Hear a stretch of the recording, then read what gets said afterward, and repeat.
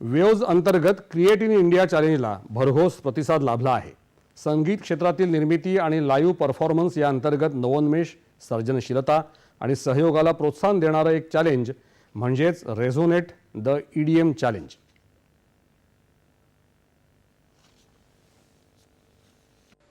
रिझोनेट the EDM challenge या स्पर्धेचं माहिती आणि प्रसारण मंत्रालयाच्या सहकार्यानं भारतीय संगीत उद्योगानं आयोजन केलं आहे। इलेक्ट्रॉनिक संगीत, फ्युजन ध्वनी आणि डीजे म्हणजेच डिस्क जॉकी बनवण्याची प्रतिभा असलेल्या मनुष्यबळाचं जागतिक केंद्र असं भारताचं भक्कम स्थान निर्माण करण्याच्या उद्देशानं या स्पर्धेचं आयोजन करण्यात आलं आहे। या स्पर्धेच्या प्राथमिक फेरीत लॉ स्टोरीज अकॅडमी या भारताच्या आघाडीच्या संगीत निर्मिती आणि डीजे प्रशिक्षण संस्थेमधील या उद्योगातील व्यावसायिकांनी परीक्षकांचं काम पाहिलं। मुझे जो बहुत ही बेहतरीन चीज लगी कि कैसे सारे प्रोड्यूसर्स, आर्टिस्ट ने Indian folk music, Indian classical music अपने अपने स्टेट के और इन इंडिया इन जनरल उन्होंने कैसे ये कल्टीवेट करके कल्मिनेट करा इन दी फॉर्म ऑफ जो इलेक्ट्रॉनिक म्यूजिक बोलते हैं, डांस म्यूजिक। इंडियन आर्टिस्ट की जो मैं क्वालिटी की बात करूं, आज के वक्त में मेरे हिसाब से जो क्वालिटी का लेवल है दोनों ही फॉरेन आर्टिस्ट और इंडियन आर्टिस्ट का, मेरे हिसाब से वो सेम ही पैमाने पे है। एंड अगर हम बात करें इंडियन आर्टिस्ट की फ्यूचर की एंड दी ईडीएम जॉनरा की, मेरे हिसाब से इंडिया बहुत अच्छा मार्केट है फॉर दैट, क्योंकि हमारे जो इंडियन आर्टिस्ट हैं बहुत ही ज्यादा बेहतरीन काम कर रहे हैं।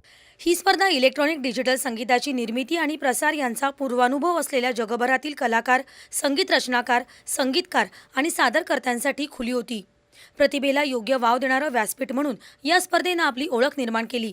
या स्पर्धेतील विजेत्यांना आणि ईडीएम कलाकारांना आपल्या प्रतिभेचं दर्शन घडवण्यासाठी आणि आपल्या क्षेत्रात पुढे जाण्यासाठी वेव शिखर परिषद एक व्यावसायिक आणि सर्जनशील व्यासपीठ उपलब्ध करेल असा विश्वास लॉ स्टोरीचे सहसंस्थापक आणि डीजे तसंच निर्माते प्रयाग मेहता यांनी व्यक्त केला आहे। आई थिंक वेव समिट सबसे बड़ी अपॉर्चुनिटी है आर्टिस्ट के लिए, एस्पायरिंग आर्टिस्ट के लिए। आगे जाके ये इकोनॉमी, क्रिएटर्स इकोनॉमी को बहुत ही ज़्यादा हेल्प करेगी। लॉ स्टोरीज एकेडमी हम नॉलेज पार्टनर है IMI और MIB के, और द आइडिया वाज जितने भी एस्पायरिंग आर्टिस्ट है जो इलेक्ट्रॉनिक डांस म्यूज़िक बनाते हैं या परफॉर्म करते हैं, उन्हें ये कंपटीशन के बारे में बताए जो बहुत ही बड़े लेवल पे हो रहा है, जो नेशनल लेवल पे हो रहा है। बहुत सारे ऐसे आर्टिस्ट हैं जो अच्छा म्यूज़िक बनाते हैं और जो अच्छा म्यूज़िक परफॉर्म भी कर सकते हैं, और हमें लगता है कि वेव्स समिट एक बहुत ही अच्छा प्लेटफॉर्म होगा ये आर्टिस्ट के लिए, उनकी टैलेंट शोकेस करने के लिए।